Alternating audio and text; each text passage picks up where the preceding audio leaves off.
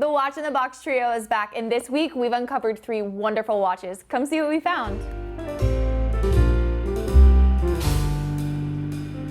Awesome to see you guys as always. Great to see you too. Thanks for coming again. back. I know. Yeah. Another week, another trio of watches and boxes. I guess I'm the only one that has a fun box today, but that means the surprise. More mystery. All right. Yeah. All right, well, mystery aside, I want to know, what do you guys have for a wrist check today? I would love to kick it off with you, Brandon. What are you wearing? I've got on this vintage Rolex. It's an Oyster Perpetual reference 1018. So it's kind of a not so common reference. It's 36 millimeter, which is cool. No date. It's got 20 millimeter lugs. Just super Awesome watch. super clean. Love that crystal. Non-loomed dial in hands. So Very nice. Very clean. What are you wearing, Justin? Tudor Ranger. Nice. I think it's a cool watch. Awesome I like them. I like the vintage ones. I like the modern ones. Don't wear it as often as I should, so today's a great excuse. You have a Tudor Ranger, don't you? Yeah, I've got a vintage? vintage one. Yeah, it's one of my favorites. Yeah, I like those great watches a lot. Yeah. What do you got on? I have an awesome Lady President. Oh, great. Got a diamond dial, Yeah. black dial of anything, but it's Yeah. 69178. You know I love an all gold president. Yeah. It's kind of my thing. What are you guys wearing at home? Tell us. We want to know. It's kind of my favorite time when I get to go through the comments and share a little bit about what you guys are wearing or what you liked for the episode. So speaking of today's episode, it's a pretty simple one. I just straightforward asked, find the best watches this week. So if you aren't familiar with Watch in the Box, every week Justin finds the top modern men's watch, Brandon finds the top vintage watch, and I get to find the top watch for the women watching. So I don't want to wait anymore. I would like to know, what did you me to kick it find off? this Yeah. week when Okay. it comes to Bob's watches? I have to give you a little bit of an intro because Okay. you said I bring the top modern watch. Yes. And I don't mean to make a liar out of you, but this week I actually went a little bit different. Justin. I did choose a vintage watch. Sorry, Brandon. I know Are you I'm okay with this? I'm in Brandon I'll let Will it you allow slide. it? territory I'll let here, it but slide. okay. I He couldn't says it's pass it okay. up. We'll say it's new to me or whoever, right? I love that. I won't do it all the time, but this one was great. So I have the Tudor Oyster Prince 34. Oh, nice. And this is from the late 50s-ish. Look at that dial. So what we have here is a Tudor Oyster Prince, 34 millimeters. It's just such an interesting watch. If you see the dial, one, it just has a beautiful age and patina to it. It has like a really creamy looking patina. Also it has the Tudor Rose at the 12 o'clock, which I think is really nice. You know, modern, we have the shield. Sometimes they include the rose in there as like a little vintage nod, but I love the rose. It has the Delphine hands, and I love, which is kind of always a thing for me, that blued seconds hand. I'm a sucker. Yep. I've never met one I didn't like, so that's really cool. And then it kind of has the, you know, Brandon, you had mentioned before, kind of like the shark teeth markers on like the 369, and then also it has the self-winding down at 6 o'clock is the curve. They kind of call it the smile or the smiley, Nice. which Tudor's brought back on some of their modern watches. You'll notice on some of the Black Bays have it. Yep. Anyway, just a fantastic watch. Also, we don't really go over price a lot on the show because it's so dynamic and you know it's just. Next week it could be vastly different. But as of this time, this is under $3,000 watch. Wow. So if you're looking to kind of get into vintage, which can oftentimes be difficult in terms of price, this is a great entry point into a fantastic vintage Swiss watch. And the size is great, 34 millimeters. It's a little bit smaller, which for vintage, I don't mind. I actually Standard. kind of like, I expect a vintage watch to be a little bit smaller. And then it has that beautiful acrylic domed sapphire that. crystal. So anyway, everything you like in a vintage watch. Oh, and I did not mention the crosshair on the dial. Yeah. Really nice feature. I see that around. It's, you know, not just this watch, not just this brand. You see a lot of people do it, and I always like it. It Very gets me. vintage. Very vintage. It adds kind of just like a touch of interest without adding a lot or doing too much. So anyway, sorry, Brandon, I have had to ask. to get in there. I want to know, what's on the crown? Anything? On the crown, yes. So it does have the Rolex crown. It does. Yes. So, you know, we've love those talked little about this details. before. Yeah. You know, they use a lot of Rolex parts, casebacks, crowns, things like that. Yeah. And yeah, it still has the Rolex coronet on the Cool. crown, which is a nice little feature. If you don't know anything about the history of the companies, it's kind of, it's always kind of special when you discover that for a the little first time. When reminder, someone, yeah. you know, realizes that they're sister companies and they see the Rolex on the Tudor, it's always a little bit of an aha moment. So yeah, great feature. So anyway, know it's a little bit outside my realm this week, but I couldn't pass it up. So I'm excited to share it with you guys.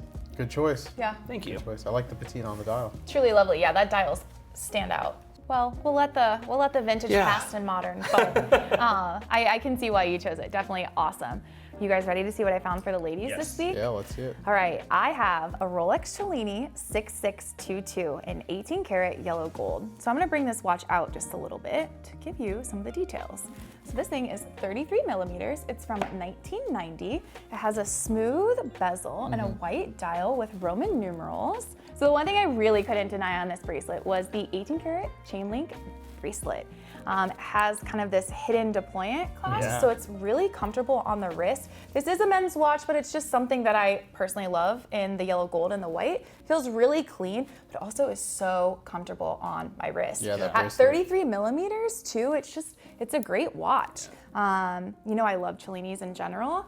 They just definitely have that structural, sort of like sculptural sort of note, which is why they're called a Cellini. If you haven't done any research on him, do so. It'll be very interesting to learn about this rowdy sculptor that has his own line of watches with Rolex. But anyway, love this watch, especially for being pretty old. Not exactly like a vintage watch, but 1990. I still think this thing absolutely looks stunning.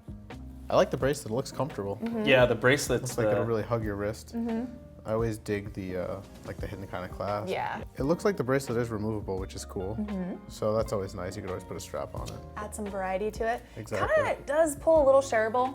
You know, Oh, I yeah. think especially for the right occasion, my husband would love this one, but it'd be hard pressed to get it off my wrist. I like this, and I'm normally a black dial person. I think, especially for my wrist checks, I do a lot of dark, but for some reason, a clean, crisp dial with the yellow gold just works so well and has a spot in my collection. It's a little bit refreshing. It's wears a little bit more casual, a little easier to dress down.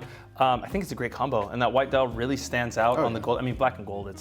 It's just such a great combination. It's hard to miss. So it's nice to see the white in there every once in a while. We see so much black Do and you gold. see the hour markers? I was just gonna say, yeah, they're starting to oxidize. They are. Some are a little darker than others. That's kind of cool. Well, so, at first I thought they were rose gold. I'm like, wait, that would never have happened if this is a patented Yeah. bracelet thing and that I haven't heard about what's going on. And really, it's just this unique detail aging, on the watch itself. Yeah, for a 1990s piece, it's about time something starts taking change, Yeah. right? yeah. This is my pick this Good week. I hope choice. that you guys like it. If there are some details maybe I didn't cover, as always, we do have a link in our description that you guys can click and carry through to the site and just learn a little bit more about this watch. So that was my pick of the week. I'm excited one. to see what you have for vintage, Brandon. What'd you find? Or modern, I wouldn't be mad. What'd you Well, I find? stuck with the vintage theme.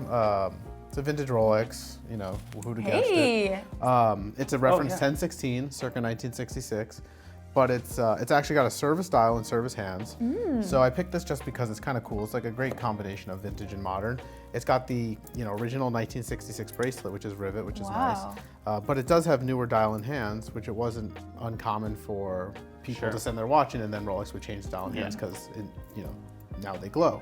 So it's got the vintage look, but kind of like the modern functionality of the hands and the dial glowing. It does say Swiss is T less than 25 on the dial, but it is Luminova.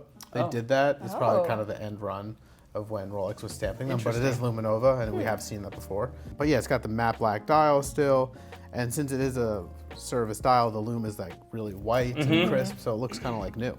It looks nice. The overall condition is really clean. It's kind of perfect for someone who wants to, again, dip their toes into vintage. Sure. Doesn't want anything an that's easy too entry precious. point. Exactly. Easier. Yeah. Yeah, easier. These vintage, Explorers with service dials, they do offer a really good price point compared to all original. But it just depends what you're looking for. But it's fun, and personally, I love lume and the way it glows. But I also love vintage, so they don't always go hand in hand. Yeah. But this is kind of like the best of both worlds. Exactly. There's pros and cons to everything, right? You get the service dials and hands, which aren't original, and depending on your goals, if your goal is that original collector as untouched as possible, Yeah, it's not for then you. Maybe it's not Switch the is watch fine. for you. But if you want something and you come on, how amazing is it that you have your vintage watch that the lume glows up? Yeah. Exactly. Right? That's how I look fantastic. at it too. If I got the chance to own one of these ever, and this was my point to do so, I would not turn away from it. Yeah. No, not Especially at all. at the chance to get to wear it without that fear a little bit. Exactly. And we talk about patina, and I love the Right. patina and how it all ages different in the characteristics. But there's something to be said for just the nice, clean, stark white, and I think this is a beautiful example. Especially as temperatures drop, I start to feel that little crisp air. It makes me want to bring it a little bit into my wardrobe. These are kind of fun options that help sort of like transition between the seasons. I mean, come on, I'd wear a 1016 any season, but Absolutely. it is kind of, it plays into sort of that get up, get dressed, do your thing, put it on and go. Yeah. Very nice. All in all, really fun choices this week. I really appreciate you guys digging in and not only finding something that you like, but something you think maybe would work well for our viewers. I think it's fun from a price point play and even just getting the chance to start to enjoy vintage, at all ranges of it. It's not always such a crazy top end entry point. You can also kind of get in at another way. So I really appreciate seeing all of that. I still think my watch is my favorite of the week, but I'm biased on this one. Be sure to let us know which one was your favorite or maybe which one you would hope to see in a future episode. We are going through and reading all the things you guys have to share. So be sure to join us back here next week. Until then, be well.